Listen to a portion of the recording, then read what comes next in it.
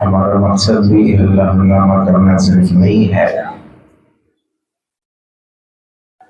کہ آدمی سنیں، اپنے نبی کی سیرت جانیں، اپنے نبی کو پہچانیں. یعنی ابھی بھی پوکھری میں ایسے لوگ ہیں جن سے پوچھو کہ تم کن کی امت ہو تو کہتا ہے کہ ہم خدا کی امت ہیں. یہ حقیقت ہے. انہیں لوگوں کو یعنی اپنے نبی کا تعارف آپ سے کرانا یہ ہمارا منشور و مقصود ہے. ورنہ نعرہ لگوانے والے تقاریر ہمیں بھی آتی ہے، کرتے بھی ہیں جہاں ضرورت ہوتی ہے، لیکن یہ ہمارے اپنے لوگ ہیں. ان کو نبی کے نام پر صرف اچھالنا، نبی کے نام پر صرف خدانا نہیں ہے بلکہ نبی کے نام پر سنبھالنا ہے. صرف ہنگامہ کھڑا کرنا میرا مقصد نہیں.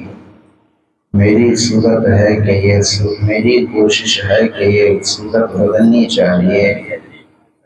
میرے سینے نہ صحیح تو تیرے سینے میں صحیح ہو، کہیں پہ آگ لیکن آگ لگنی چاہیے. اسی مقصد کے تحت ہم اور آپ یہاں پہ بیٹھتے ہیں اور مختلف دنوں میں مختلف علماء کرام آپ کے بیچ آئیں گے. میرا جتنا دن ہے اور جو میرا عنوان ہے اس سے متعلق میں خطاب کر کے بہت کم وقتوں میں آپ سے رخصت لینا چاہوں گا. اب جو عنوان مجھے دیا گیا ہے اور آپ تک بھی پہنچا ہوگا کہ حضور کی ولادت اور حضور کا مبارک بچپن، یعنی جس نبی کا ہم کلمہ پڑھتے ہیں ہم یہ جانیں تو صحیح کہ ان کا بچپن کیسا تھا، ان کی جوانی کیسی تھی، انہوں نے زندگی کیسے گزاری. کیونکہ اللہ تعالیٰ تب جا کر کے ہم ان کی پیروی کر پائیں گے، ان کے نقش قدم پر چل پائیں گے.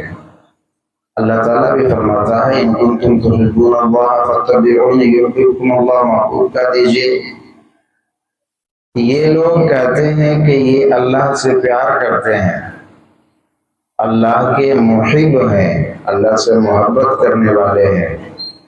فاتبعونی، تو اگر تم اللہ سے محبت کرنے کا دعویٰ کرتے ہو تو میرے نقش قدم پر چلو، میرے نقش قدم پر، میری سنتوں پر میری اتباع کرو. میری اتباع کر لو گے تو کیا ملے گا؟ دعویٰ تمہارا ہے تحبون اللہ کہ ہم اللہ سے محبت کرتے ہیں.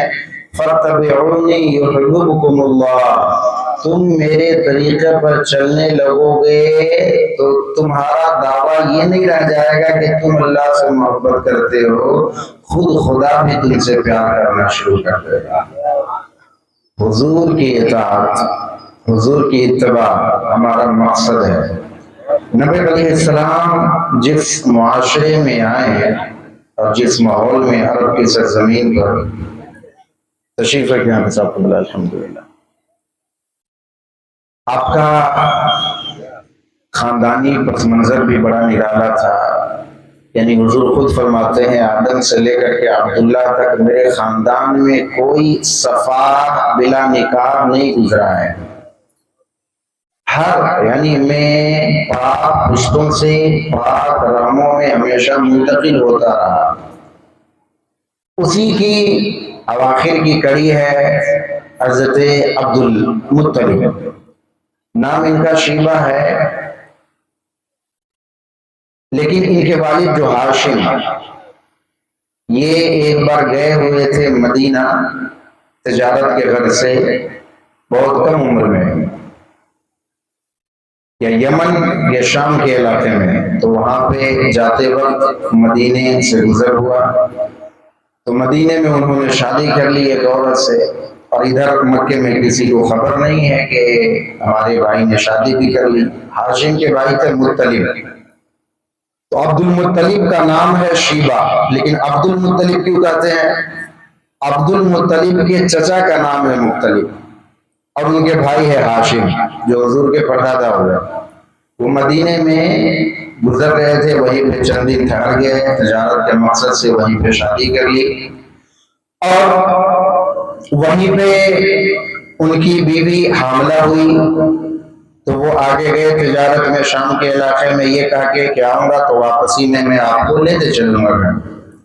اللہ کی شان ادھر ہی گئے، ان کو شہادت ہو گئی، انتقال کر گئے۔ تو ادھر مکے والے کسی کو خبر نہیں ہے کہ ہاشم کی کوئی اولاد مدینے میں بھی ہے۔ ان کے بھائی کو پتہ چلا، مطلب کو، کہ میرا ایک بھتیجا وہاں پہ ہے۔ یہ گئے، جا کر کے انہیں پیار سے بلایا، پھسلایا ان کے ننیال والے کو کہ یہ بچہ مجھے دے دیجئے، یہاں پہ رہے گا، یہ یثرب ہے، بیماریوں کا گھر ہے، یہاں پہ اگر رہے گا ہمارا بھتیجا تو بیماریوں کے گھر میں رہے گا، میرے گود میں دے دیجئے، مکہ میں لے جا کر کے میں اسے سردار بناؤں گا، یہ سردار بن کر کے رہے گا۔ آ گئے جناب شیبہ۔ شیبہ ان کا نام کیوں پڑا؟ کیونکہ جب یہ پیدا ہوئے تو اپنی ماں کے بطن میں کچھ زیادہ دن تک رہ گئے۔ ان کا بال پیدائشی سفید تھا، تو سفیدی کو یعنی بڑھاپے کو عربی میں کہتے ہیں شیبہ، اس لیے ان کا نام شیبہ پڑ گیا، شیبہ الحمد۔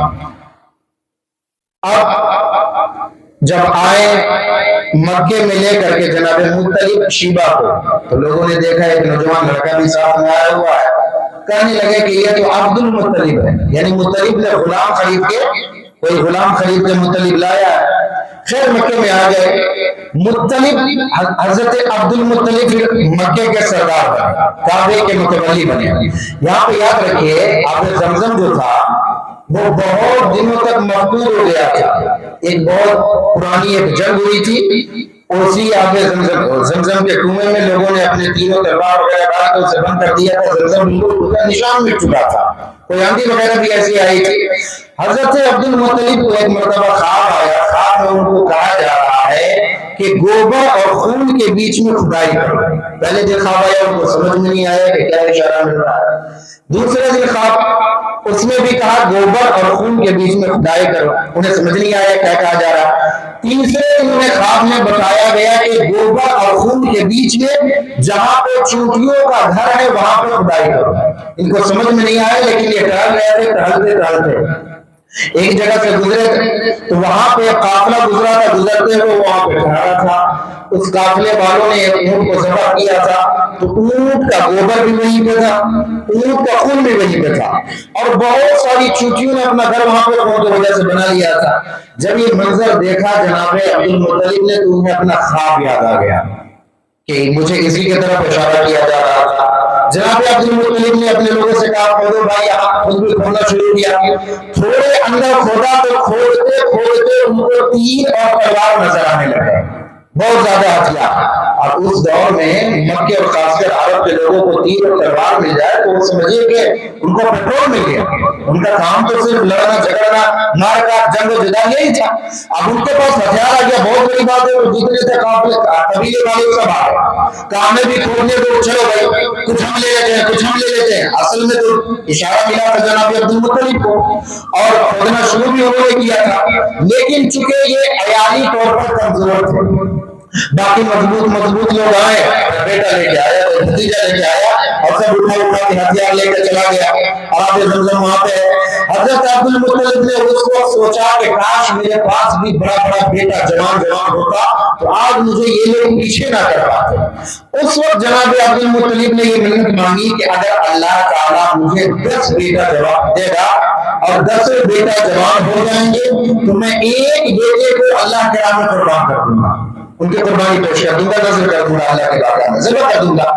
یاد رکھیں حضور علیہ السلام فرمایا کرتے تھے کہ میں 2 ذبیح کا بیٹا ہوں، 2 ذبیح، یعنی میرے 2 باپ ہیں جو ذبح ہوئے۔ وہ کیسے؟ اس روایت سے ہمیں پتہ چلے گا۔ عبد المطلب نے منت مانی کہ اللہ اگر میرے 10 اولاد ہو گئے تو میں ایک تیرے نام پر قربان رکھوں گا۔ یہ ان کی منت تھی، جاہلیت کی منت۔ حالانکہ دین اسلام میں جو منت ماننی ہے آپ کو، اس طرح کی جو واقعی فی نفسی عبادت ہو، جیسے روزہ، نماز، نوافل، صدقات و خیرات، ان چیزوں کی منت ماننے سے اللہ تعالیٰ خوش ہوتا ہے۔ سیدہ فاطمہ الزہرا کے بچے بھی جنتی نوجوانوں کا سردار جب بیمار ہو گئے تھے تو سیدہ فاطمہ الزہرا روزہ رکھنے کی منت مانا کرتی تھی۔ اب یہاں پہ اپنے آپ کو بات ہو گیا کہ ہم اور آپ اس چیز کی مدد مانگتے ہیں کہ اگر یہ میرا کام ہو جائے گا، یہ کیس میں ہم پھنسے ہوئے نکل جائیں گے تو جا کر کے فلانا بابا کے درگاہ پر چادر چڑھائیں گے. ایک یہی منت ماننے کے لیے رہ گیا جو فی نفسی ہی عبادت ہے. اور چادر علماء فرماتے ہیں کہ مزاروں کو چادر زیادہ نہ چڑھاؤ. اور میں خود اپنی آنکھوں سے دیکھ آیا ہوں کئی بڑے بڑے مزاروں پر آپ چادر لے جاتے ہیں، اس میں کلمہ بھی لکھا ہوا ہے، اس میں بندر خضرہ بھی بنا ہوا ہے، کعبے کی چھڑی بھی بنی ہوئی ہے. چادر ان کے پاس اتنی زیادہ ہو جاتی ہے کہ وہ بہت ساری چادر نالیوں میں پھینک دیتے ہیں. آپ محبت سے عقیدت سے لے کے جاتے ہیں، پھر ان چادروں کی بے حرمتی ہوتی ہے. اور وہ جو چادر آپ 5,000 کا 10,000 کا 11,000 کا لے کے جاتے ہیں، خواجہ پاک کے بارگاہ میں آپ لے کے گئے، خواجہ غریب نواز تو نہیں نہ لیا وہ چادر، ان کو تو کوئی کام نہیں نہ آیا. وہ 11,000 کا چادر کون لیا؟ آپ لوگ منت مان کے اور چادر چڑھا کے مجاور لوگوں کا پیٹ بھر رہے ہیں، اور وہ لوگ درگاہ خواجہ میں مجاوری کر کے باقیت اور گمراہیت پھیلا رہا ہے. حضرت عبد المطلب نے یہ منت مانی کہ اگر میرے 10 بیٹے ہو گئے تو ایک میں اللہ کے بارگاہ میں پیش کر دوں گا. اللہ کی شان ہے کہ اللہ تعالیٰ نے ان کو 10 بیٹے عطا فرمائے یہ عبادی ہے. اور 10 میں سب سے آخری جناب عبداللہ رضی اللہ تعالیٰ عنہ حضور کے دائرے گرامی پیدا ہوئے. ان کی شان بڑی عظیم تھی. لیکن جناب عبد المطلب کے جب 10 بیٹے ہوئے تقریباً 18 سال کے بعد ان کو یاد آیا کہ میں نے اللہ تعالیٰ سے وعدہ کیا تھا کہ 10 بیٹے مل گئے تو میں ایک اللہ کی بارگاہ میں قربان کر دوں گا. آپ مجھے قربانی پیش کرنی چاہیے. ان خراب معاشروں میں بھی حضرت اہل عرب میں یہ صفت تھی کہ وعدے پہ پکے ہوا کرتے تھے. وعدہ ایک بار جو کر دیا اس کو نبھا دیتے تھے، یعنی زبان سے جو بات نکال دی اس کو پورا کر کے چھوڑ دیتے. یہ آپ کو عرب میں جہالت کے دور میں بھی، دور جاہلیت میں بھی اس کی مثال بہت زیادہ ملے گی. حرب البصوص میں حارث کا باپ مارا گیا، محلحل نام کا بنی سلمہ کا آدمی تھا، اس نے مارا تھا. تو اب حارث کا باپ مارا گیا تھا، حارث بن عباد.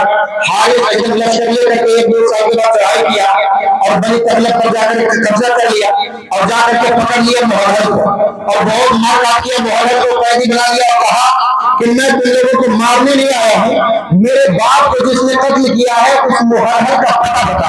وہ نہیں جانتا تھا کہ یہی محلحل ہے. تو اس سے پوچھا تمہیں قید کر لیا تو میں چھوڑ دوں گا، اگر تم پتہ بتا دے کہ محلحل کہاں پہ ہے کون ہے تو میں تمہیں چھوڑ دوں گا. محلحل نے کہا وعدہ کرتے ہو کہ اگر میں بتا دوں گا کہ محلحل کون ہے کہاں ہے تو تم مجھے چھوڑ دو گے؟ کہا ہاں میں چھوڑ دوں گا. وعدہ کر لیا. کافی وعدہ کرتے ہو کہ اگر تم مجھے چھوڑ دو گے تو محلحل تمہارے سامنے کھڑا ہے. یہ محلحل خود تھا. اب اس نے وعدہ کر لیا تھا. دور جاہلیت میں بھی اس نے اپنے باپ کے قاتل کو چھوڑ دیا. وعدے کے اتنے پکے ہوا کرتے تھے. اسی طرح سیدنا عبد المطلب، اب انہوں نے اللہ سے وعدہ کیا تھا، منت مانی تھی کہ مجھے ایک بیٹا قربان کرنا ہوگا. لے کے چلے ہوئے ہیں جناب عبداللہ. سارے بیٹے ان کے جمع ہو گئے. کہا بیٹے میں نے اللہ سے یہ منت مانگی تھی کہ ایک بیٹا اللہ کی راہ میں دے دوں گا، اب میں کسی لے کر کے جاؤں. سارے بیٹوں نے کہا اے میرے والد ہم آپ کے حکم پر اپنے سر خم کو تسلیم کرتے ہیں، آپ اجازت دیجیے جس کو کہیں گے ہم کھڑے ہو کر کے آپ کے بارگاہ میں بیٹا ہے کہ بارگاہ ہمیں لے کے چلیے. لیکن اب قرآن نازل کی گئی کہ کس کو لے کے چلا جائے. قرآن نازل میں جناب عبداللہ کا نام آیا. عبداللہ حضور کے والد، بڑی عظیم شخصیت ہے جناب عبداللہ رضی اللہ تعالیٰ. لے کر کے چلے ہیں پورا محلہ، پورا دربار، پورا گھرانہ، پورا قبیلہ پریشان ہو گیا. عبدالمطلب یہ کیا کرنے جا رہے ہیں؟ آپ میں نے جو منت مانگی تھی اسے مجھے پورا کرنا ہے کسی حال میں. کہا کہ اگر آپ کو یہ کون سا طریقہ ہے کہ آپ اتنے پیارے حسین و جمیل، حضرت عبداللہ اتنے حسین و جمیل تھے، اتنے خوبصورت تھے، اتنے پیارے تھے کہ ان کے وقت میں پورے مکے میں ان سے زیادہ کوئی حسین و جمیل نہیں تھا، کوئی ان کے اتنا خوبصورت نہیں تھا. اور کوئی ان کے جیسا خوبصورت وہ کیسے کرتا ہے؟ اور انہی کے ماتھے پر تو محمد ہی چلا رہا تھا. ان کے ان سے زیادہ خوبصورت کیسے ہو سکتا ہے؟ جناب عبداللہ پہلے کہتے ہیں عبداللہ کی کیا شان ہے، کیا بات ہے، کیسے قدم ہے کہ اپنے باپ کو حکم دیا ہے، تسلیم خم کیا ہے اور اسماعیل کے طرف چلے گئے آزاد کی طرف. میں نے کہا کہ ایسا نہ कीजिए। चलिए बहुत दूर तक एक औरत रहती है जो काहिना है, उससे पूछते हुए कोई रास्ता निकालेगी। उसके बाद मुझे कहा कि बताइए हम लोग ये मन्नत मांग लीजिए क्या किया जाए। कहा एक जान का बदला तुम्हारे यहाँ कबीले में क्या सिस्टम है। कहा आप जान के बदले में दिया यानी खून बहा कीमत अदा करते हैं। कहा कीमत कितनी है। कहा 10 ऊँट हम दिया करते हैं। कहा ठीक है, एक तरफ 10 ऊँट रखो और एक तरफ जनाब अब्दुल्ला का रखो, एक तरफ जनाब अब्दुल्ला और एक तरफ जनाब एक तरफ 10 ऊँट रख दिए गए और फिर अंदाजी की गई कि किसके नाम का पूरा करता है। पहली बार में जनाब अब्दुल्ला का पूरा निकला। कहा 10 ऊँट और बढ़ाओ। 30 ऊँट में जनाब अब्दुल्ला का नाम निकला। कहा 10 ऊँट और बढ़ाओ। 30 ऊँट इसी तरह करते करते 100 ऊँट जाकर के अब्दुल्ला का नाम निकलता रहा। और उस कायना ने कहा कि ये 100 ऊँट जाकर के कुर्बान कर दे, ये 100 ऊँट जनाब अब्दुल्ला का फिदिया हो जाएगा। 100 ऊँट जनाब अब्दुल मुत्तलिब ने अपने हाथों से ज़बह किया हज़रत अब्दुल्ला के फिदिये के तौर पर।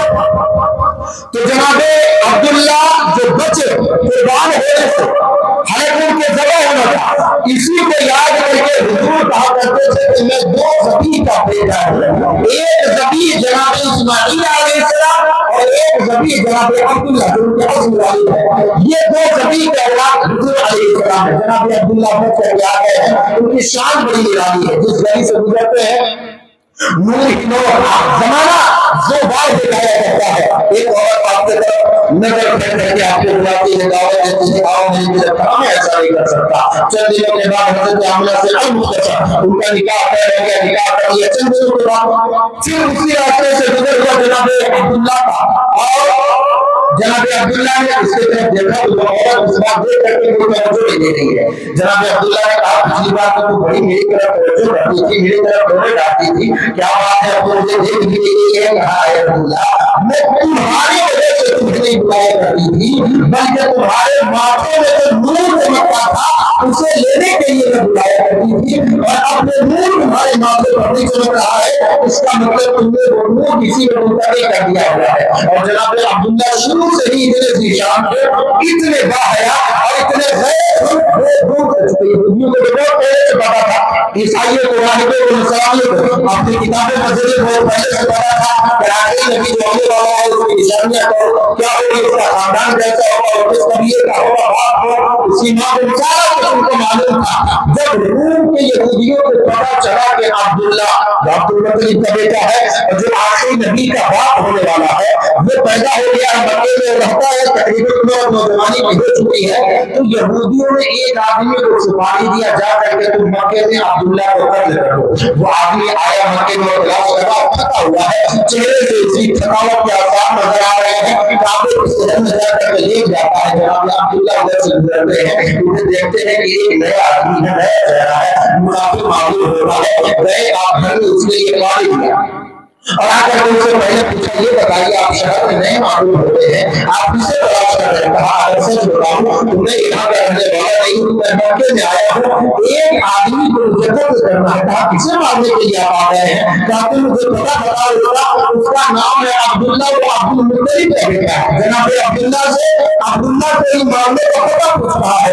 जनाब अब्दुल्ला ने अपनी मेन सिफत रहमत के साथ कहा ठीक है, मारना लड़ना झगड़ना बाद में कीजिएगा, अभी आप बहुत थके हुए मालूम होते हैं, ये लीजिए मैं आपको ये पानी लेकर के आया हूँ, पहले पी करके पानी आराम कर लीजिए, तो सुस्ता लीजिए। जब उसने पानी पी लिया, पी करके कहा बताओ अब्दुल्ला कौन है। जनाब अब्दुल्ला ने कहा कि आप जिसको निकलने के लिए इतने दूर से आए हुए हैं वो कोई और भी आपके सामने खड़ा मौजूद है। वो देख करके हैरान शब्द हो गया, ये मैं कैसे आदमी के बारे में ऐसा ख्याल कर रहा था। आपको पहले लगा ऊपर करके आए अब्दुल्ला, अब मैं आया था आपका सर लेने के लिए, लेकिन अब आपका सर लेने नहीं, बल्कि अब आपके कदमों में अपना सर कुर्बान करके जाऊंगा। ये जनाब अब्दुल्ला। उनकी वालिदा कौन? हजरत आमना सैयदा तैयबा ताहिरा रज़ी अल्लाह तआला अन्हा, अपने वक्त की सबसे हसीन व जमील, सबसे अजीम शख्सियत, यानी औरतों में उनका कोई मुकाबला नहीं। जनाब आमना से उनका निकाह हुआ। मुख्तसर बयान कर रहा हूं ताकि कम वक्त में पूरी बात हो जाए, मेरा आज का मौजूद मुकम्मल हो जाए। जनाब आमना से उनका निकाह हुआ। 2 या 3 महीना अभी हुजूर अलैहिस्सलाम अपनी मां के पेट में है।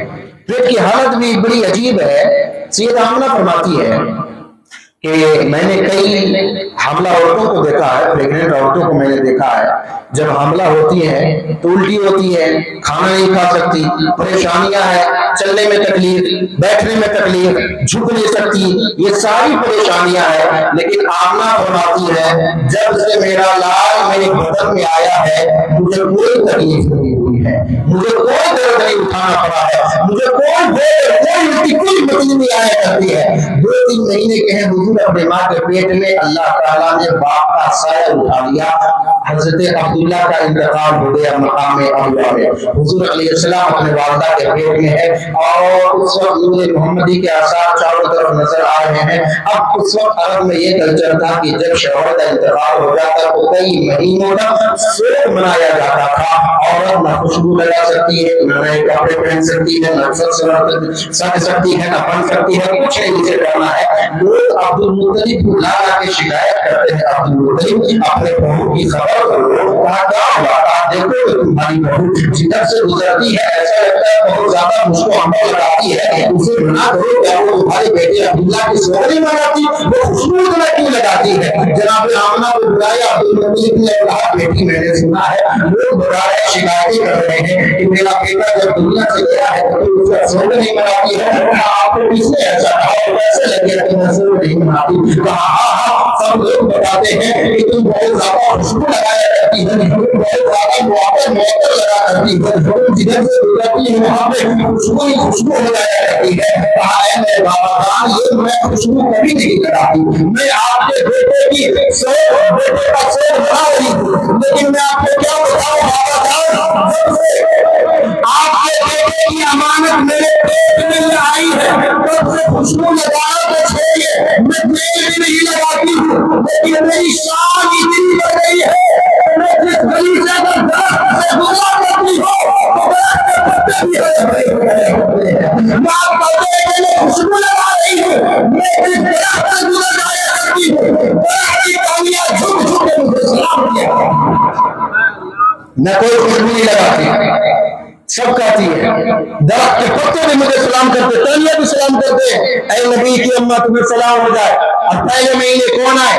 جناب آدم علیہ السلام خواب میں سید آمنہ کو آ کر کے بشارت دے رہے ہیں، آمنہ مبارک ہو، خوش ہو جا، انکی قد حملت برحمت للعالمین، خوش ہو جا کہ تیرے گود میں اللہ رحمت للعالمین کو دے رہا ہے، سبحان اللہ۔ دوسرے مہینے میں نوح علیہ السلام، تیسرے مہینے میں شیش علیہ السلام، چوتھے مہینے میں ہود علیہ السلام، اسی طرح الگ الگ مہینوں میں الگ الگ انبیاء آ کر کے بشارتیں دے رہے ہیں، یا آمنہ بشرکی انکی قد حملت بإمام المرسلین، یا آمنہ بشرکی انکی قد حملت بهدى للعالمین، یا آمنہ بشرکی انکی قد حملت برحمت للعالمین۔ اسی طرح کرتے کرتے 9 مہینہ گزر چکا ہے، 9 مہینے کے بعد اچانک مجھے درد ہونا شروع ہوا، مجھے لگا کہ شاید میرا لال دنیا میں آنے والا ہے، لیکن گھر میں کوئی نہیں ہے۔ جناب عبد المطلب بھی کعبے کے شہر میں گئے ہوئے ہیں، رات آنے ہے دن تو ہے نہیں، رات جانے والی ہے اور دن نکلنے والا ہے، اور مہینہ بھی کون سا ربیع الاول کا، دن بھی کون سا 12 ربیع الاول کو آنے والے۔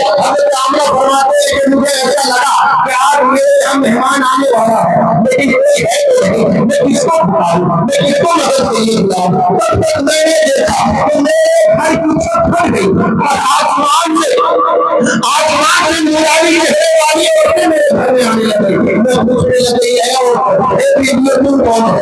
ایک نے پلٹ کر کے کہا ہے آمنہ تم مجھے نہیں پہچانتی، میں آگے کی بیوی حضرت پاکہ میں آئی ہوئی ہوں۔ دوسری میں نے پوچھا تم کون ہے؟ وہ پہلے نے مجھے نہیں پہچانتی، میں ان کا کی ماں مریم آئی ہوئی ہوں۔ تیسرے نے کہا ہے آمنہ کو چھوڑا، میں فرعون کی بیوی آسیہ تمہیں یہ خوشخبری دینے والی ہوں، دینے آئی ہوں کہ اللہ تعالیٰ اس طرح سے امام المرسلین پیدا ہونے والے ہیں۔ سیدہ آمنہ فرماتی ہے میں نے دیکھا ایک اور ان عورتوں کے ساتھ ایک اور عورت تھی، میں نے ان سے پوچھا بیوی آپ کے جیسا حسین و جمیل، آپ کے جیسی پیاری، آپ کے جیسی خوبصورت کو میں دنیا میں کسی کو دیکھا نہیں، آپ لگی ہوئی ہے آمنہ میرے حسین و جمیل تم دنیا میں کسی کو دیکھو نا، اگر میں دنیا والی ہوں تو میرے جیسی کسی کو تم دیکھو، میں تو دنیا کی عورت ہوتی نہیں، کہاں سے آئے؟ میں جنت کے حوروں کے ملکہ تمہیں یہ خوشخبری دینے کے لیے آئی ہوں اور تمہارے لال کے حالت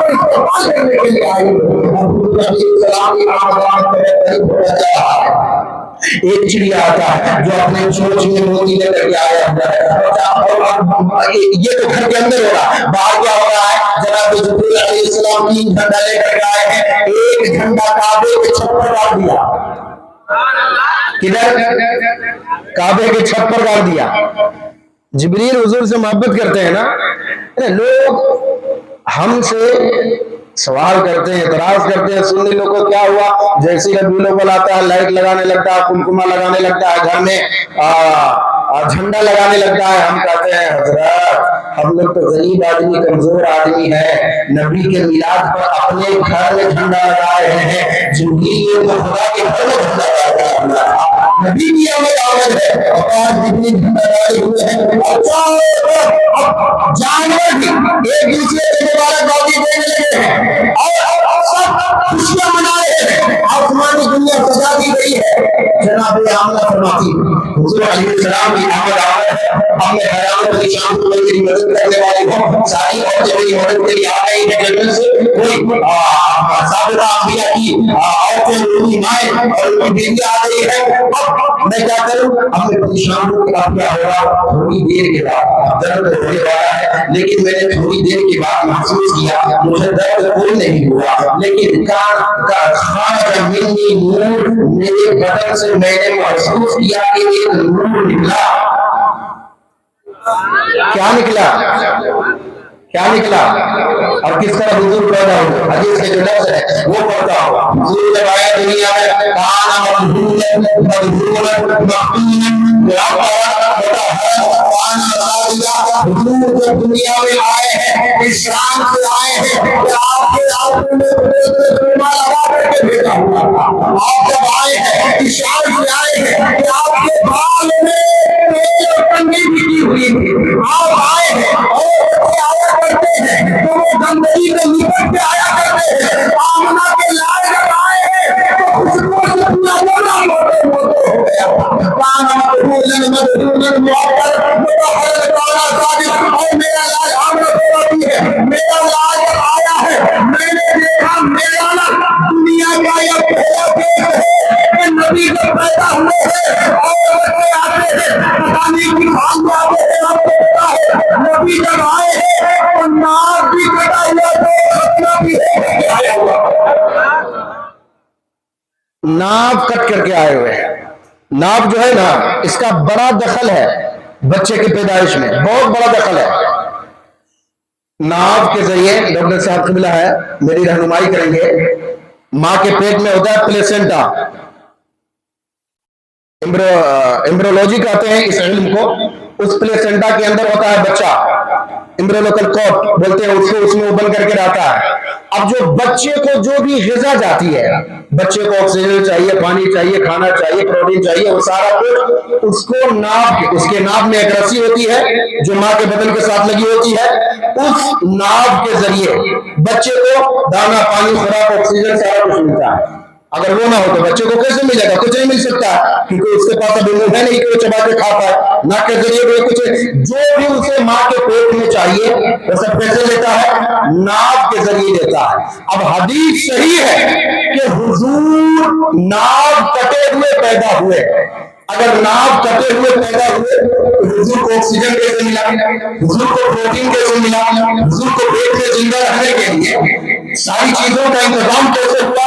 تمہیں یہ ماننا پڑے گا کہ اگر صرف انسان کا بچہ ہوا ہے تو اسے پیٹ میں کھانے پینے کے لیے ناک کی ضرورت ہوتی ہے، لیکن نور ہوتا ہے ان سے کسی چیز کی ضرورت نہیں ہوتی ہے۔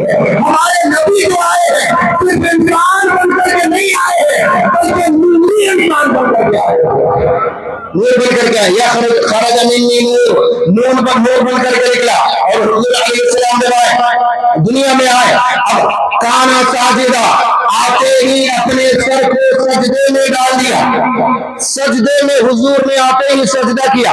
دائی کہتی ہے میں ذرا قریب ہوئی، کیا ہے عجب بچہ ہے، پہلی بار ایسا بچہ دیکھ رہی ہوں کہ آتے ہی سر کو سجدے میں ڈالا ہوا ہے۔ میں نے اپنے کان کو قریب کیا، کان کو قریب کیا کہ آخر یہ بول کیا رہا ہے؟ جب میں نے اپنے کان کو قریب کیا تو میں نے آواز سنی، آمنہ کا لال کر رہا تھا، اللہم رب اتنا پیار ہے نبی کو اپنی امت سے کہ آئے ہیں دنیا میں تو نبی وہ لوگ بھول گئے ہیں لیکن امت کو یاد رکھا ہے. کمال ہے یہ شاعر نے کہا کہ آپ رب اپنی امتی رب نے فرمایا حضور آئے اس دنیا میں رب حبلی امتی کہتے ہوئے. حضور جب آئے تو آمنہ فرماتی ہے میں نے سوچا کہ میں اپنے لال کو دیکھوں لیکن میرا لال میرے ساتھ موجود نہیں ہے. ایک کوئی نورانی فرشتہ آیا اسے اڑا کر کے لے گئے اور کوئی کہنے والا کہہ رہا ہے کہ محمد کو مشرق و مغرب کا سیر کرا دو, محمد کو جنوب و شمال کا سیر کرا دو, محمد کو آسمانی دنیا کا بھی سیر کرا دیا جائے, محمد کو عرش و سدرہ کا بھی سیر کرا دیا جائے. کوئی کہتا ہے محمد کو آدم کی خلق دے دو, محمد کو یوسف کا جواب دے دو, محمد کو عیسیٰ کا جواب دے دو, محمد کو موسیٰ کا جواب دے دو, محمد کو نوح کی بیوی دے دو, محمد کو رب کی سعادت دے دو, محمد کو رب کی شجاعت دے دو, محمد کو خدا علیہ السلام کی سعادت دے دو, محمد کو ابراہیم علیہ السلام کے خلق دے دو, محمد کو اسماعیل نبی اللہ کا خلق دے دو. یہ سارا کچھ ایک محمد میں ڈال دو تاکہ کبھی اپنا محمد لگاوا دے تو کسی کو ایک کے اندر دیکھنا ہے, کوئی ایک محمد کو دیکھ لے تو ایک محمد کے اندر کمالات انبیاء کا جمال ہوگا. سارے انبیاء کا جمال حسن یوسف دم عیسیٰ ید بیضاداری آنچے خوبا ہمادارند تو تنہا داری. جو الگ الگ کمال سارے نبیوں میں الگ الگ تھا خدا نے سمٹ کر کے ایک محمد کو بتاؤ. اب حضور علیہ السلام چھوٹی سی عمر ہے, تمام کائنات کو آپ کو گھما دیا گیا. خیر المختصر حضور علیہ السلام کو اب چند دنوں کے بعد مکے کا اور خاص کر عرب کا اور خاص کر مکے کا یہ سسٹم تھا کہ وہ لوگ اپنے بچے کو دیہات میں بھیج دیتے تھے پڑھنے کے لیے, کیونکہ مکے کی آب و ہوا دیہات سے زیادہ صاف ستھری نہیں تھی, پولوشن کا خطرہ تھا, دوسرے ملک سے لوگ وہاں پہ آیا کرتے تھے, پولوشن ہو جاتا تھا, اور مکے والوں کی زبان جو عربی ہے نا وہ اتنی زیادہ فصیح نہیں تھی, اس میں ملاوٹ آ گئی تھی کیونکہ بہت دور دور سے لوگ آیا کرتے تھے تو سب کی زبان مکے کی عربی میں مل گئی تھی. تو اصل عربی سیکھنے کے لیے اور اپنے اندر شجاعت اور اچھا ہوا پانی کے لیے صحت بچے کی اچھی ہو, اس کے لیے لوگ کیا کرتے تھے بھیج دیتے تھے اپنے بچوں کو دیہات, اور ہر وقت یعنی وقتاً فوقتاً دیہات سے عورتیں آتی تھی الگ الگ قبیلے اور علاقے میں اور آ کر کے وہاں سے بچوں کو لے جاتی تھی, وہ بچوں کو پالتی تھی تاکہ واپسی پر ان کو انعام و اکرام ملے. سیدہ حلیمہ سعدیہ قبیلہ بنو سعد کی عورت وہ آئی ہے اور ان کے ساتھ اپنے قافلے کے ساتھ آئی ہے, لیکن ان کے حق پڑ گیا ہے, بارش نہیں ہو رہی ہے, کھیتی نہیں ہو رہی ہے, سبز و شادابی نہیں ہے, لوگ پریشان ہیں, بکریوں کا دودھ نہیں نکل رہا ہے, جانور دودھ نہیں دے رہا ہے, پریشانی کے عالم ہے تو لوگ اس لیے وہ آئے اپنی بگڑی کر دو ان کے ساتھ جو آگے جانے والی عورتیں تھے وہ آگے نکل جا رہی ہیں, لیکن آپ سیدہ حلیمہ کی وجہ سے ان لوگوں کو کیا ہے انتظار کرنا پڑ رہا ہے. اب سیدہ حلیمہ خیر المختصر ہے, سیدہ حلیمہ آئی مکے میں اور حضور کو لیا اور لے کر کے چلے گئے. حضور سے یعنی حلیمہ سے پہلے حضور کے پاس اور بھی عورتیں آئی, سب نے کہا کہ یہ بچہ ہم لے جائیں گے, لیکن جب ان کو پتا چلتا کہ یہ تو یتیم ہے, اس کا باپ بھی کوئی نہیں, تو وہ چھوڑ دیتے تھے کہ جب یتیم ہے تو ہمیں دے گا کیا, ہمیں ملے گا کیا انعام ہے, ہمیں کیا اس کا عزت ملے گا, یتیم کو لے جا کے کیا ملے گا. تو سب باپ دادا اور خاندان والے بچوں کو لے لیے عورتوں نے, آخری بچ گئی حلیمہ اور آخری بچے کے طور پر بچ گئے محمد, بس یہی دو لوگ بچ گئے, ساری عورتوں نے چھوڑ دیا. کتابوں میں یہی لکھا ہے کہ عورتوں نے حضور کو چھوڑ دیا, لیکن میرا وجدان کہتا ہے کہ عورتوں نے حضور کو چھوڑا نہیں بلکہ حضور نے حلیمہ کے علاوہ کسی کو قبول ہی نہیں فرمایا. سبحان اللہ. اور یہ میں صرف محبت میں نہیں کہہ دے رہا ہوں, یہ حقیقت ہے. قرآن پڑھیں آپ کو کر کے, قرآن میں کیا وحرمنا علی موسیٰ, یعنی ہم نے موسیٰ پر حرام کر دیا تھا. موسیٰ علیہ السلام ماں کو اللہ تعالیٰ نے حکم دیا وَأَوْحَيْنَا إِلَىٰ مُوسَىٰ أَنْ أَرْضِعِيهِ فَإِذَا خِفْتِ عَلَيْهِ فَأَلْقِيهِ فِي الْيَمِّ. اے موسیٰ کی ماں, موسیٰ تو آ گیا تیری گود میں, اگر تجھے خوف ہو تو اسے دریا میں صندوق میں ڈال کے پھینک دینا. اللہ تعالیٰ اس کی حفاظت کرے گا۔ موسیٰ علیہ السلام صندوق میں بڑھتے بڑھتے آ گئے وہاں پہ جس سے ڈر تھا، فرعون کے محل میں۔ فرعون کی بیوی، قرآن میں قصہ مذکور ہے، آپ جانتے ہیں، فرعون کی بیوی نے کہا کہ اس بچے کو اٹھا لیتے ہیں، شاید یہ ہماری آنکھوں کی ٹھنڈک بنے، یہ ہمیں کوئی فائدہ پہنچائے، یا ہم اس کو اپنا بیٹا بنا لے۔ موسیٰ علیہ السلام آئے، اللہ نے وعدہ کیا تھا کہ اے موسیٰ کی ماں تو گھبرا نہیں، تیرا بیٹا میں تیرے گود میں واپس کروں گا، تجھی کو واپس دوں گا۔ اب فرعون کے محل میں موسیٰ علیہ السلام چلے گئے۔ موسیٰ علیہ السلام کو اللہ نے وحی کی، اب چھوٹا سا بچہ ہے، اسے دودھ تو چاہیے نا۔ آسیہ نے کہا تو لیا کہ اس بچے کو ہم پالیں گے، لیکن دودھ پلائے گا کون؟ پورے محلے سے عورتوں کو بلایا اور کہ آؤ یہ بچہ جس کا دودھ پی لے وہ اس کی خدمت کرے گی، تو بادشاہ فرعون کی طرف سے اسے انعام و اکرام ملے گا۔ ساری عورتوں نے باری باری موسیٰ علیہ السلام کو دودھ پلانا چاہا۔ موسیٰ علیہ السلام نے کسی کے دودھ کو منہ نہیں لگایا، نہیں پیا۔ کیوں؟ اللہ نے منع کر دیا تھا کہ موسیٰ آپ دیکھیے نا ابھی اللہ کی قدرت۔ تھوڑی دیر کے بعد موسیٰ علیہ السلام کی بہن گھر میں آئی، فرعون کے گھر میں، کہا میں ایک ایسے گھر والے کا پتہ نہ دوں کہ جس کی ماں کو آپ لوگ بلائیں گے تو مجھے لگتا ہے کہ اس عورت کا دودھ یہ بچہ پی لے گا۔ موسیٰ کی خود بہن کہہ رہی ہے، تو موسیٰ کی بہن نے کہا ٹھیک ہے، فرعون کی بیوی آسیہ نے کہا ٹھیک ہے، لے کے آؤ۔ اب موسیٰ علیہ السلام کی ماں خود آ رہی ہے فرعون کے محل میں، کسے دودھ پلانے کے لیے؟ اپنے بیٹے کو دودھ پلانے کے لیے۔ ساری عورتوں کا دودھ موسیٰ علیہ السلام پر پیش کیا گیا۔ موسیٰ نے کسی کا دودھ قبول نہیں کیا، حالانکہ عمر کتنی چھوٹی ہے۔ چھوٹی سی عمر میں موسیٰ کو کتنی تمیز ہے، کتنی فکر ہے اور کتنی عقل ہے کہ وہ انتظار کر رہا ہے کہ میری ماں آئے تو میں اس کا دودھ پیوں گا۔ جب موسیٰ کے اندر اتنی سمجھ ہے کہ وہ ساری عورتوں کو چھوڑ کر صرف اپنی ماں کا دودھ پی رہا ہے، تو موسیٰ کے امام کو کتنا علم ہوگا؟ کیا موسیٰ کا امام محمد جس کے لیے اللہ تعالیٰ نے حلیمہ سعدیہ کو چن لیا تھا، کیا محمد حلیمہ کے علاوہ اسے اللہ تعالیٰ نے حضرت حلیمہ سعدیہ آئے؟ خیر، حلیمہ سعدیہ رضی اللہ تعالیٰ عنہ اب جب چلنے لگے تو جس اونٹنی پر چل کر کے آئے تھے وہ اونٹنی بڑی کمزور، اتان کا لفظ آتا ہے، اتان مطلب ایک گدھی، اب میں اتان ہی کہوں گا، سواری کہوں گا، جی جی جی، لے کر کے بیٹھے اونٹنی پر، سواری پر۔ حضور علیہ السلام، سیدہ حلیمہ اور ان کے زوجہ اور چلے یہاں سے۔ جیسے ہی گود میں لیا ہے، شام نرالی ہو گئی ہے، وہی اونٹنی جو اب تک چل نہیں پا رہی تھی اب جہاز کی طرح دوڑنے لگے۔ لوگوں کو جو ان کے قافلے والے تھے کہا اے حلیمہ یہ کیا ہو گیا تمہیں؟ تمہاری سواری اتنی زیادہ کیسے چلنے لگ گئی؟ دیکھو کہیں یہ پاگل تو نہیں ہو گئی تمہاری سواری؟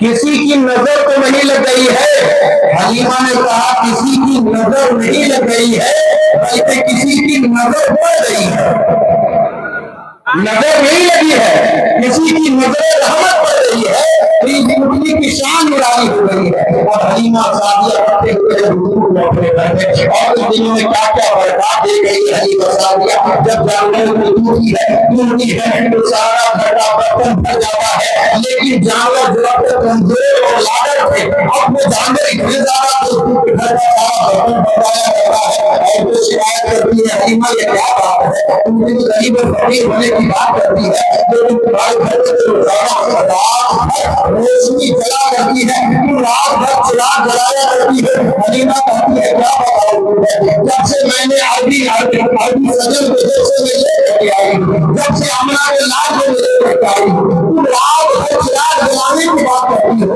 میں نے ایک دن بھی چراغ نہیں جلایا ہے، میں محمد کے چہرے کو کھول دیتی ہوں، پورا کا پورا گھر محمد بتایا اللہ لوگوں کبھی آپ حضور کا بچپن کی شان سے ملایا ہے، بچے جو 6 مہینے میں بڑا کرتے ہیں، حضور علیہ السلام 1 مہینے میں اتنے بڑے ہو رہے ہیں، دھیرے دھیرے آپ نے چند مہینوں میں دیوار کو سہارا لے کر کے کھڑا ہونا شروع کر دیا۔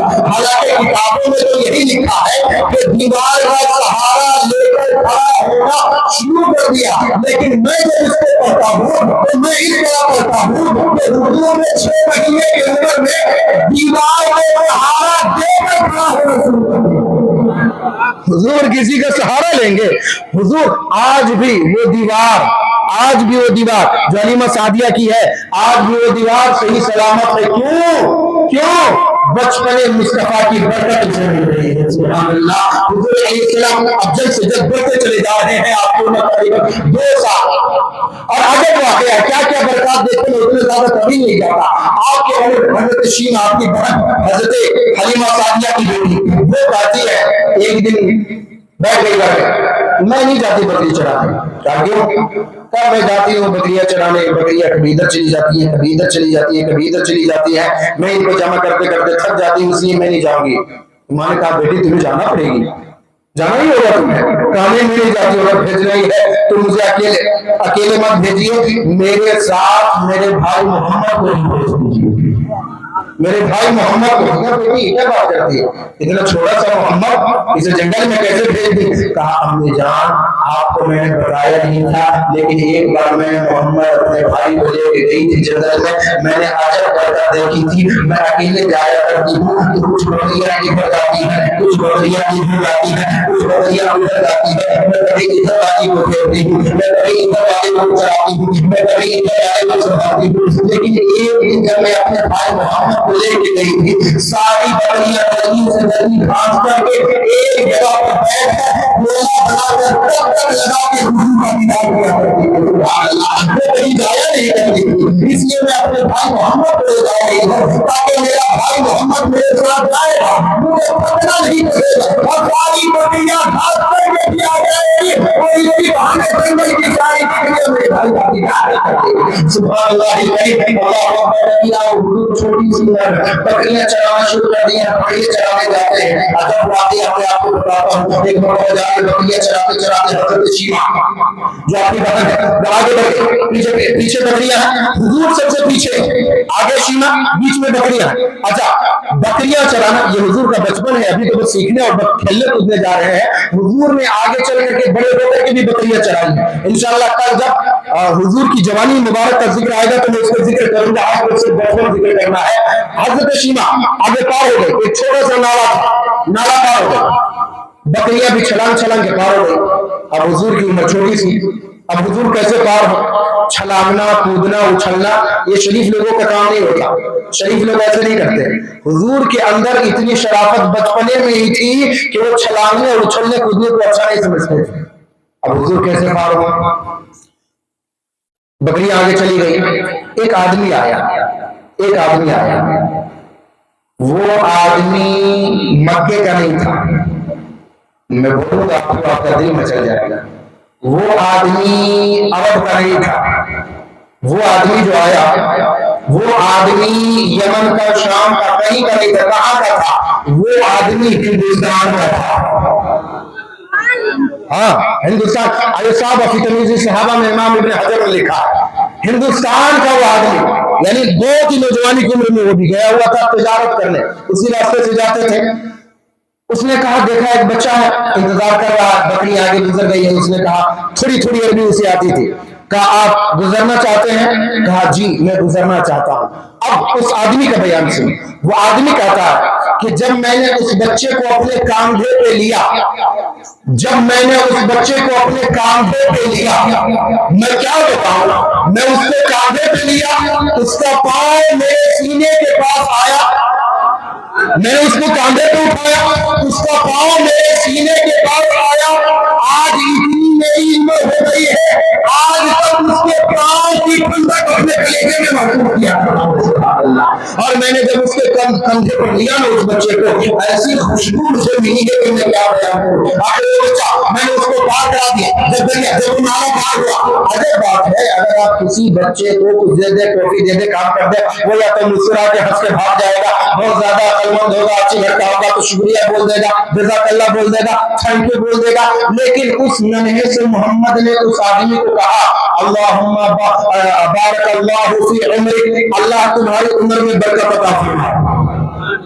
अल्लाह तुम्हारी, एक बार अल्लाहुम्मा बारकल्लाहु फी उम्रिक, अल्लाह तुम्हारी उम्र में बरकत अता फरमाए। दो बार अल्लाह तुम्हारी उम्र में बरकत अता फरमाए। तीन बार अल्लाह तुम्हारी उम्र में बरकत अता फरमाए। चार बार अल्लाह तुम्हारी उम्र में बरकत अता फरमाए। पांच बार अल्लाह तुम्हारी उम्र में बरकत अता फरमाए। छह बार अल्लाह तुम्हारी उम्र में बरकत अता फरमाए।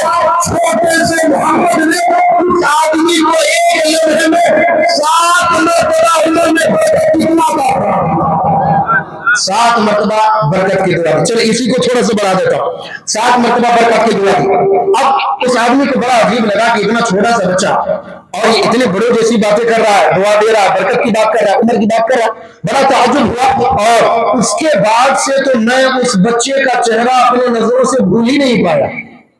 मैं उसके पांव की ठंडक अपने कलेजे से दूर ही नहीं महसूस करता हूँ, और उसकी खुशबू तो हमेशा मेरा पीछा करती है। खैर, अब वो आदमी बयान करता, हुई गई बात, चली गई याद, तो वो बच्चा रहता था मुझे, अब मैं अपने मुल्क में आ गया, अपने मुल्क में रहने लगा। पंजाब के इलाके में वो रहता था। पंजाब के इलाके का नाम है बठिंडा।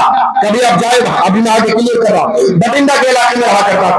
अब वो एक दिन अपने छत पर सोया हुआ है, छत पर सोया हुआ है। उसने अचानक देखा, तकिया लगा करके यूं सोया है, नजर आसमान पर है, वो तारों को देख रहा है, चांद को देख रहा है। उसने अचानक देखा कि एक लम्हे के लिए चांद 2 टुकड़ा हो गया। अब इस आदमी की तकरीबन 50 साल से ज्यादा उम्र हो गई है, जवान से भी ज्यादा हो गया। अब उसने अचानक देखा कि चांद 2 टुकड़ा हो गया, और फिर अचानक वो जुड़ गया। अब इसे बड़ी तशवीश हुई कि ये क्या हो गया अचानक, कहीं कयामत पहले तो नहीं आ गया, जो इस वक्त हिंदुस्तान का बता था, कहीं पहले तो नहीं आ गया, कहीं मिराज तो नहीं होने वाला है। उसके बाद कुछ हुआ नहीं। सुबह अपने दोस्तों से बात किया, और सुबह उसको निकलना था अरब में तिजारत करने के लिए। जब वो अरब में गया, मक्का से गुजरने लगा, उसको पता चला कि मक्के में एक आदमी है जो नबूवत का दावा कर बैठा है। कहा अच्छा, कहा उसने चांद भी तोड़ दिया है, कहा हम लोग भी इसी के लिए आए हैं, हमें भी पता चला है कि मक्के का रहने वाला एक आदमी चांद टुकड़े कर दिया है, तो हमको चांद को टुकड़े होते हुए देखेंगे, अब चांद को टुकड़े करने वाले को देखने आए हुए हैं, मक्के में आए हुए हैं, हुजूर मदीने गए हुए हैं। ये भी पलट करके गया मदीने में, और मस्जिद नबी में हुजूर मौजूद है, ये हुजूर के बारगाह में पहुंचा है, और जाकर के खड़ा हो गया है, सलाम किया है अरबी में, अस्सलाम वालेकुम। हुजूर ने पलट करके क्या कहा, सलाम का जवाब दे करके कहे कुशल मंगल है। आपको समझ नहीं आया, हुजूर ने अरबी में कुछ नहीं कहा, उससे हिंदी में बात कर रहे, कहो सब कुशल मंगल है भाईया। आपको कैसे पता चला? हमें सब खबर होती है, अल्लाह ने बता दिया हुआ है। क्या ठीक है, आप तो नबूवत के दावेदार हैं, आपने चांद को पूरा कर दिया है, ये बताइए मुझे कोई और दलील दिखाइए, कोई निशानी दिखाइए। हुजूर ने कहा रतन हिंदी, उनका नाम था रतन हिंदी, रतन हिंदी, तुमने चांद को टुकड़े होते देख लिया, ये दलील तुम्हारे लिए काफी नहीं है। कहा काफी है, लेकिन और निशानी दिखाइए।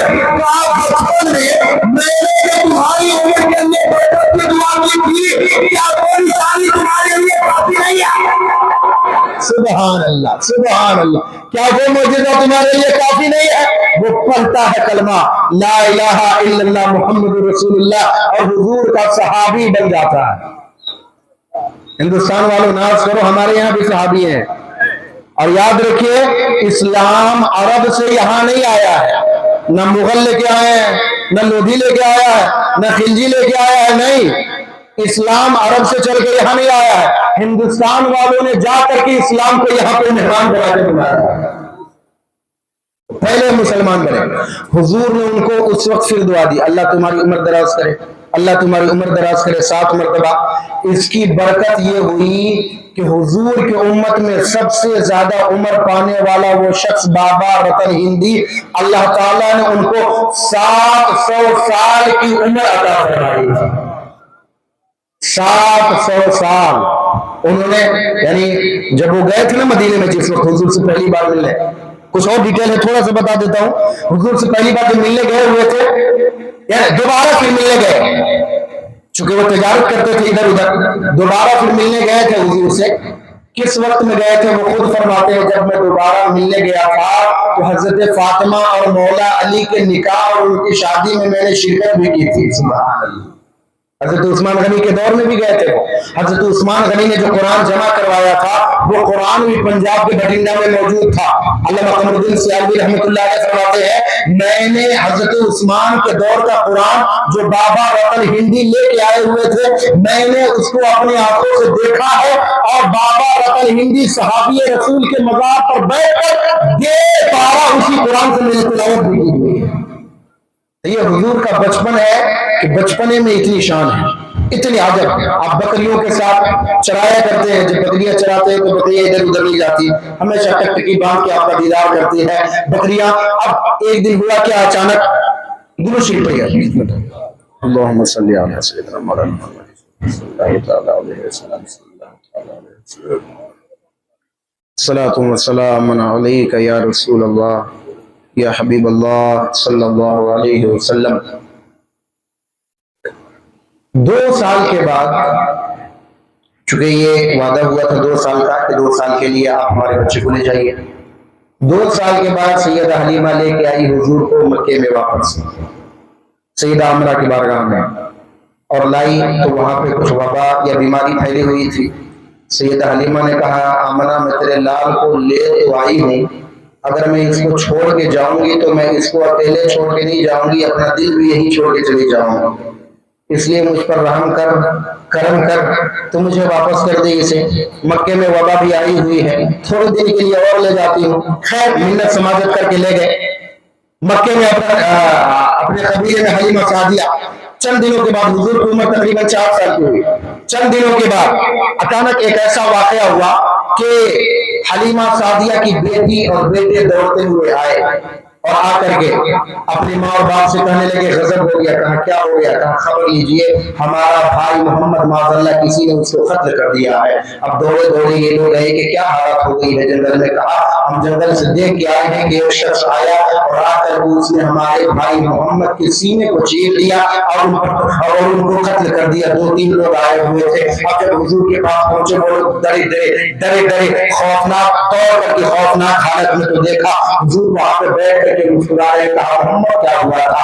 کہا میری ماں کوئی بات نہیں ہے، ابھی تھوڑی دیر پہلے جبریل اور فرشتے آئے ہوئے تھے، انہوں نے آ کر کے پہلے میرے سینے کو چاک کیا، میرے سینے کو چاک کیا. یہ شخص کہلاتا ہے، میرے سینے کو چاک کیا اور چاک کر کے اس میں سے ایک گوشت کا موٹا نکالا اور کہا اے محمد یہ شیطان کا حصہ ہے، آپ کے دل سے سے نکال دے رہے ہیں. اور پھر میں نے دی کو اس کو اندر لگا کر اور آپ کے زنگل کے اوسط سے دور کر کے میرے دل میں ڈال دیا اور میرے سر کو تفصیل دیا ہوا ہے.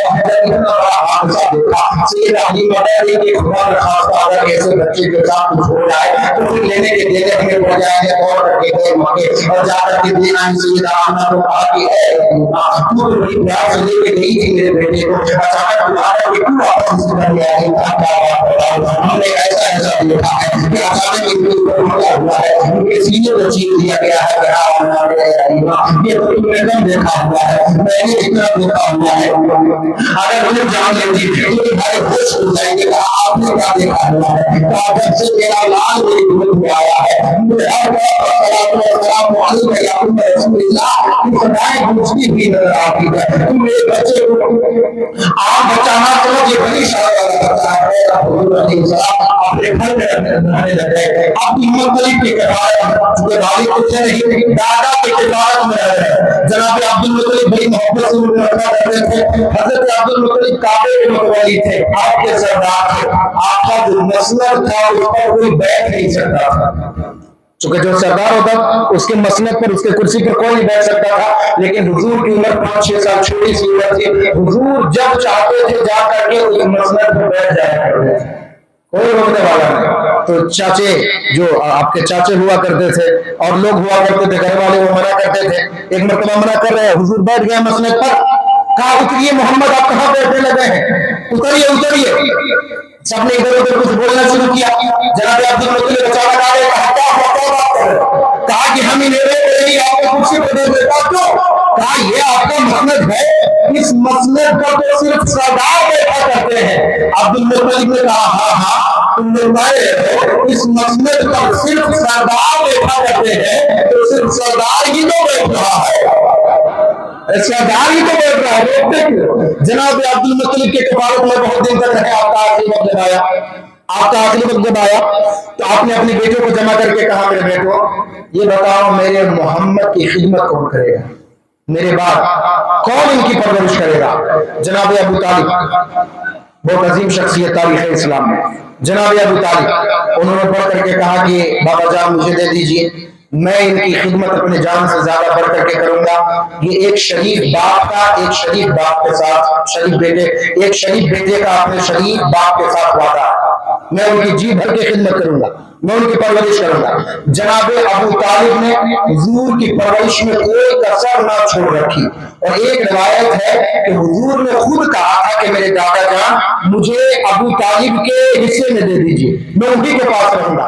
لیکن ابو طالب اتنا پیار کیا کرتے تھے حضور کو کہ جب دسترخوان پر بیٹھتے تھے تو اپنے بچوں کو اپنے بیٹوں کو بعد میں کھلاتے تھے، حضور کو پہلے کھلایا کرتے تھے. جب تک حضور دسترخوان پر نہیں بیٹھ جایا کرتے تھے اپنے بیٹوں کو بھی خاموش کرا دیتے تھے کہ رکو دسترخوان پر محمد آئے گا تو ہم بیٹھیں اٹھائیں گے. بچے کہنے لگتے کہ حضور والی صاحب یہ کیا بات ہوئی، محمد چھوٹے ہیں اور ہم بڑے ہیں، بڑے لوگوں کو چھوٹوں کے لیے انتظام نہیں کرایا جاتا. تو یہ کہا کرتے تھے کہ میرے بیٹوں کو نہیں کیا لگتا ہے کہ ہم محمد کو کھلایا کرتے ہیں. نہیں نہیں بات ایسی نہیں ہے، ہم پہلے بھی کھایا کرتے تھے، پہلے بھی ہمیں ضرورت تھی، لیکن جب ہم دسترخوان پر بیٹھا کرتے تھے کھانا زیادہ ہوتا تھا تو بھی ہمیں بھول جایا کرتا تھا. آپ جب محمد ساتھ میں ہوتے ہیں اور ہم دسترخوان میں بیٹھتے ہیں کھانا کم بھی ہوتا ہے تو کھانے میں اتنی برکت ہو جاتی ہے کہ ہر ایک کا پیٹ بھی بھرایا جاتا ہے. جناب ابو طالب اور حضور کو کھلانے کے بعد جناب مولا علی کے یہ والد ہوئے ابو طالب اور جو مولا علی کے والدہ فاطمہ بنت اسد وہ بھی بڑی محبت فرمایا کرتے تھے. اپنے بچوں کو کھلا لینے کے بعد الگ سے کمرے میں لے جا کر کے کچھ مٹھائی یا اچھی چیز ہو تو چپکے سے انہیں اپنے بچوں سے چھپا کر کے کھلایا کرتی تھی، اتنا پیار کرتی تھی. تو حضور کہتے چچی جان ابھی تو دسترخوان پر میں نے کھایا ہے نا. کہا آپ نے مجھے کھلایا ہے نا دسترخوان پر. کہا اے میرے بیٹے محمد دسترخوان پر جو میں نے تمہیں کھلایا ہے وہ علی کی ماں بن کر کے کھلایا ہے، ابھی جو کھلا رہی ہوں تمہیں تمہاری ماں بن کر کے کھلایا ہے. جناب ابو طالب نے اپنی خدمت کی. ہم ادب سے نام لیتے ہیں، ان کے ایمان کو کفر کا میں مسئلہ نہیں چھیڑنا چاہتا، لیکن چاہے جو بھی ہو ادب سے نام لینا ان کا ضروری ہے. جناب ابو طالب حضرت ابو طالب کا اعلیٰ حضرت ہے فتویٰ کہ ادب سے ان کا نام لیا جائے کیونکہ انہوں نے حضور کی بڑی خدمت کی ہے. حالانکہ آپ جو بھی بات کہیں لیکن بات کہنے کا ایک ڈھنگ ہوتا ہے، کوئی اچھی بات بھی اچھے طریقے سے کہی جائے تو بات سمجھ میں آتی ہے. ایک بادشاہ نے خواب دیکھا، خواب کی تعبیر پوچھی لوگوں سے کہ بتاؤ میرے خواب کی تعبیر کیا ہے. تو خواب کی تعبیر بتانے والوں نے کہا، ایک نے کہا کہ اس خواب کا مطلب یہ ہے کہ آپ سب سے پہلے مر جائیے گا اپنے گھر والوں میں. بادشاہ غصہ ہوا، کہا کہ مجھے مرنے کی بات کر رہا ہے، مجھے مرنے کی بات کر رہا، پکڑو اس کو ڈالو جیل میں قتل کر دو. تعبیر بتانے والے کو مار دیا گیا. اب دوسرا تعبیر بتانے والا کہا تم بتاؤ بھائی میرے خواب کی تعبیر کیا ہے. اب یہ چالاک، اب خواب کا تعبیر یہی تھا، یہ خواب کی تعبیر یہی تھی. خواب کی تعبیر یہ تھی کہ بادشاہ کے سارے گھر والے مر جائیں گے اس کے ہوتے ہوئے، اس کے نظروں کے سامنے مریں گے. تو پہلے والے نے کہا کہ آپ کے نظروں کے سامنے آپ کے سارے گھر والے مر جائیں گے. تو یہ غصے میں کہ میرے گھر والوں کو مارنے کی بات کر رہا، اسے مروا دیا. دوسرا تعبیر بتانے والا آیا، کہا تم بتاؤ کیا تعبیر بتاتے ہو. تو وہ تو پہلے والوں کا حشر دیکھ لیا تھا لیکن خواب کا مطلب ہی یہی تھا. اس نے کہا حضور والا خواب بہت اچھا ہے، اس کا مطلب یہ ہے کہ آپ کے خاندان میں سب سے زیادہ آپ کی عمر رہے گی. बात ये भी वही बोला, पहले वाला भी वही बोला था। बादशाह इस पर इतना खुश हुआ कि सोना चांदी हीरे जवाहरात दे करके इसको भेजा, ये तो मेरी उम्र बढ़ानी है। तो खैर बात चाहे ईमान और कुफ्र का कोई मसला है, ढंग से बोलना आना चाहिए। हजरत अबू तालिब, जनाब अबू तालिब ने हुजूर की बड़ी खिदमत की और बहुत खिदमत की और बहुत उनसे मोहब्बत फरमाया करते थे। एक मरतबा मक्के वाले आ गए हुजूर के, जनाब अबू तालिब के कहा अबू तालिब बारिश नहीं हो रही है, कहाँ साली हो गई है, क्या करें, हम लोग को समझ नहीं आ रहा है।